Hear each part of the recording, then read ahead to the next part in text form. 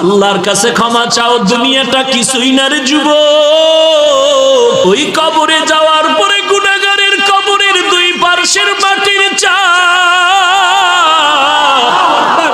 পাজরের হাড় চুরমার হয়ে যাবে। একটা নয়, দুটো নয়, 70 থেকে 99টা সাপের কামড়।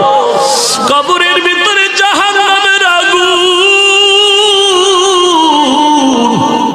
এরে বান্দা, এখনো কি আল্লাহর রাস্তায় ফিরে আসবি না?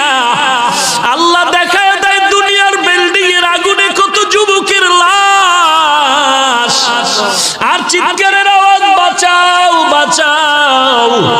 একটু চিন্তা করে দেখ, যখন আগুন লাগছিল শরীরের মধ্যে তখন ওদের কেমন লাগছিল, অবস্থাটা কেমন হয়েছিল।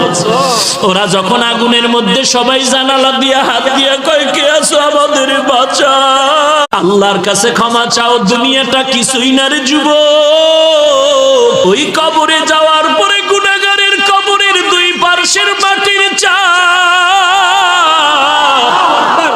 পাজরের হাড় চুরমার হয়ে যাবে। একটা নয়, দুটো নয়, 70 থেকে 99টা সাপের কামড়।